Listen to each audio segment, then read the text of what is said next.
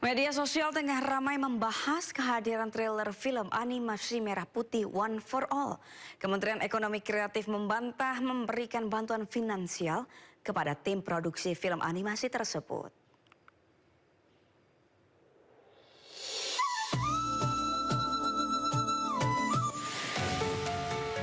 Film animasi Merah Putih One for All menuai banyak sorotan publik jelang penayangannya tanggal 14 Agustus 2025.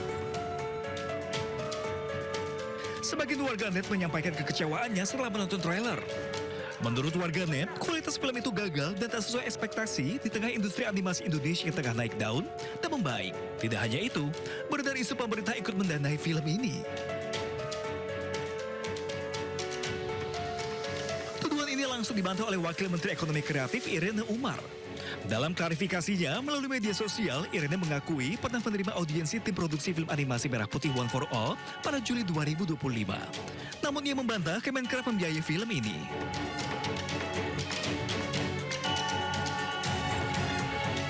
Senada dengan Irene, produser film ini juga menegaskan tidak menerima bantuan biaya hingga promosi dari pemerintah.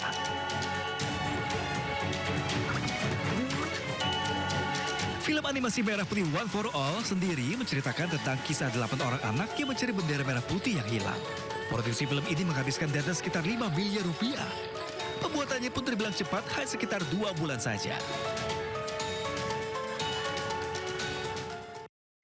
Tim produksi pembuat film animasi Merah Putih One for All mengakui film buatannya masih banyak kekurangan. Dan berikut cuplikan dialog rekan kami Angelica de Avagam bersama Ari WS asisten produser film Merah Putih dan Dedi Syam, Deputi Edukasi Asosiasi Industri Animasi Indonesia AINAKI. Ya, saya jelaskan sebenarnya untuk pembuat film ini tuh bukan seperti rumors yang beredar di luar itu 1 bulan ya. Kita sudah setahun yang lalu kita sudah mempersiapkan untuk film animasi ini gitu. Dan ini kita buatnya itu juga cukup lama ya. Artinya kita dari mulai proses diskusi dulu dengan tim dan lalu kita mulai sampai ke tahap proses produksi dan sampai dengan kemarin tahap di post pro ya, dan itu 1 bulan enggak ya, post pro aja kita itu hampir 3 bulan pekerjaannya gitu loh Mbak. Jadi kalau bilang wah pengerjaan cuma 1 bulan itu gosip aja sih, itu nggak benar itu gitu. Jadi 1 bulan tidak betul ya Pak persiapannya? Tidak betul. Tapi mengenai anggaran yang viral nih Pak, katanya 66,8 miliar rupiah Pak, itu bagaimana detailnya, apakah memang betul segitu Pak? Nah ini juga kita juga cukup kaget ya ketika ada rumors kembali, kita sebagai rumors ya, artinya kita kaget ketika mendengar bahwa kita mendapat 6,7 bukan 6,8 ya, 6,7 M dari pemerintah. Nah kita itu kaget, dan itu juga kita mulai dapat berita itu pada hari Jumat. Jumat itu mulai banyak pertanyaan-pertanyaan daripada netizen ya kepada kami. Dan kita klarifikasi bahwa kita tidak mendapatkan angka sebesar 6,7 M dari pemerintah sama sekali. Dan ini murni adalah biaya urunan.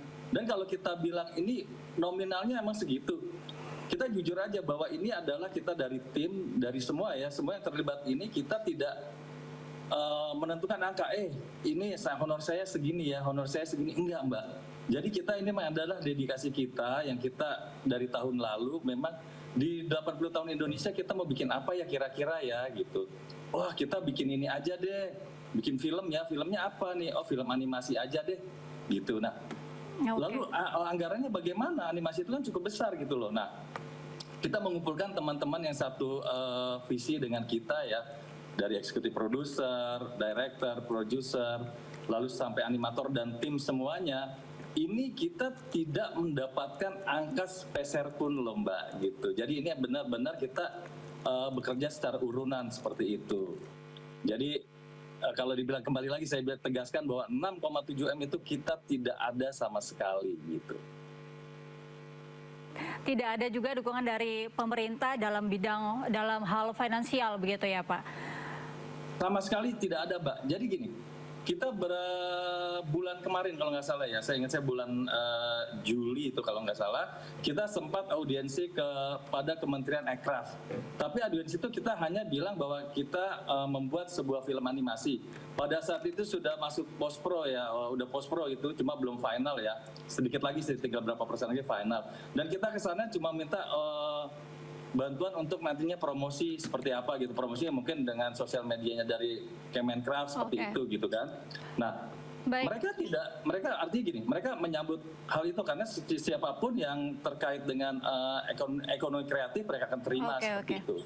Baik, Pak Deddy Syam, ini dari Ainaki sendiri melihat mungkin trailernya ya yang sudah beredar di masyarakat dan juga tadi sempat disampaikan beberapa informasi awal dari Pak Ari WS mengenai film ini. Bagaimana dari Ainaki sendiri melihat mungkin dari trailernya saja yang sudah beredar dan cukup viral begitu menjadi pembahasan netizen? Pada dasarnya kami sebagai asosiasi mengapresiasi sih Mbak. Cuman dengan memang yang ada satu apresiasi yang tersendiri buat netizen ya. Karena ternyata kualitas netizen tuh terhadap karya animasi kita tuh udah meningkat sebenarnya. Nggak bisa dipungkiri ini trigger dari pencapaian Jumbo kemarin ya. Sehingga akhirnya kami secara otomatis melihat pasar sepertinya mereka membutuhkan kualitas yang baik sebenarnya itu ya. Nah, cuman ya memang pada dasarnya kan sebenarnya kita harus bisa membreakdown sebenarnya. Kenapa sih mereka seperti itu ya Mbak? Kalau dalam bahasa sebuah karya animasi sebenarnya proses itu berbicara proses itu sebenarnya cuma 3, pre-production, production, sama post-production sebenarnya adalah itu ya.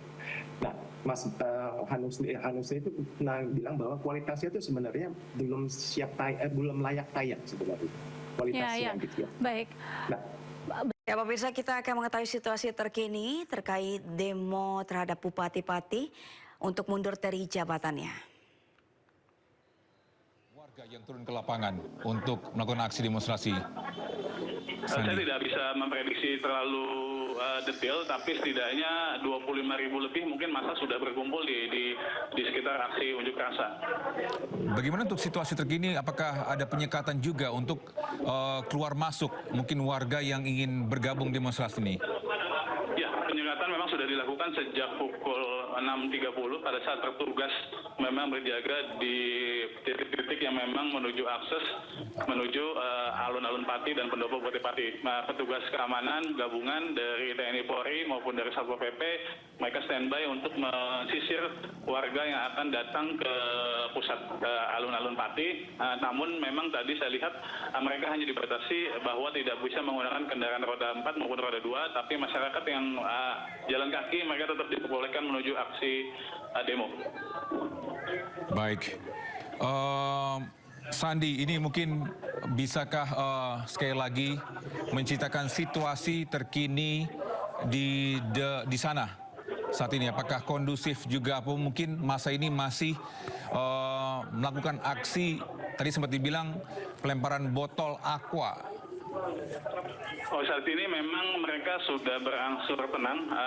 20 menit lalu memang adalah puncak dari aksi mereka dengan melemparkan air mineral, kemudian juga kayu yang memang ditujukan ke kantor Bupati maupun DPRD Kabupaten Pati. Saat ini bisa dikatakan situasi agak tenang, tapi personil kepolisian dan TNI terus berjaga di halaman gedung DPRD Pati dan pendopo Kabupaten Pati.